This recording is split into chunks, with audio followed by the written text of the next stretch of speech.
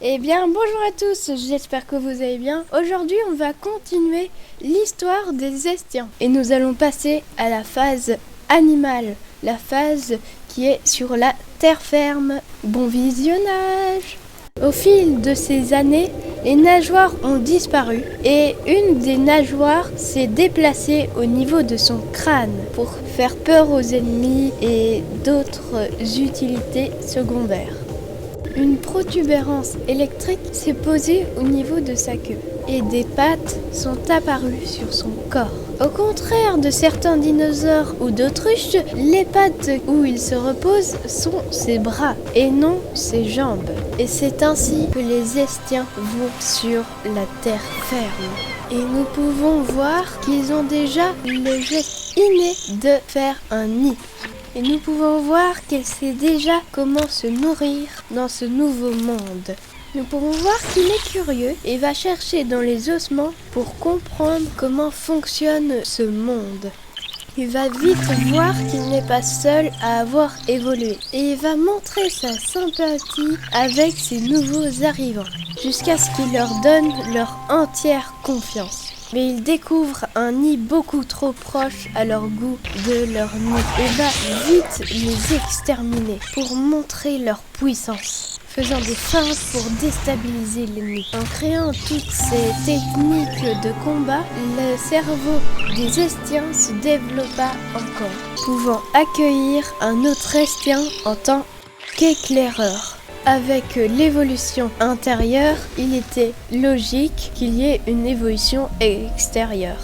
Sa bouche se transforma en bec, ses yeux changea, ainsi que ses mains, et ses cornes changèrent un peu et se tordirent sur elles-mêmes.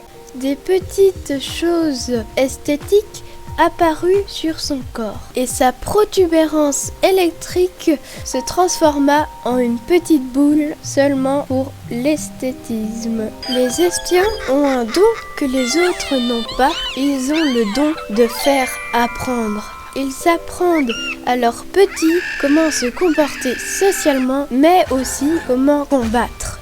Ils découvrent une espèce beaucoup trop proche de leur nid et les attaquent. Ils arrivent, mais une proie trop forte les attaque et ils meurent. Une vengeance doit être faite. Ils se dirigent vers le nid adverse et déciment les criminels. Des jambes apparaissent et les bras se redressent pour adopter une marche semi-bipède et marche sur ses pattes arrière quand elle court. Ces protubérances qui ne servaient que à impressionner les ennemis se transforma en de véritables ailes. Son pompon se transforma en une queue en tire-bouchon. Et enfin, ses yeux changèrent. Mais c'est pendant cette mutation que l'ensemble des Estiens vont changer de nid, pour raison qu'il n'y a plus assez de nourriture aux alentours. Malheureusement, les jeunes Estiens qui étaient nés entre-temps ont dû retrouver le nid tout seul. Il découvrit un geyser, mais il ne savait pas encore à quoi ça allait l'aider pour le futur. Mais je vais trop vite en besogne. Il se fit des alliés, mais découvrit des ennemis qui l'attaquèrent. Mais après tout ce périple, les survivants purent retrouver leur famille et agrandir leur nid. Toujours aussi curieux, les Estiens regarda dans les eaux toutes les facettes de leur monde. Une mutation se fit et sa bouche changea pour plus d'efficacité. Les voiles sur sa tête disparurent car ils n'étaient plus utiles. Sa posture changea et ses pieds changèrent aussi. Ses cornes changèrent avec, puis ses ailes changèrent, ainsi que ses mains. Mais sa bouche changea encore. Il se débarrassa de créatures beaucoup trop proches de son nid.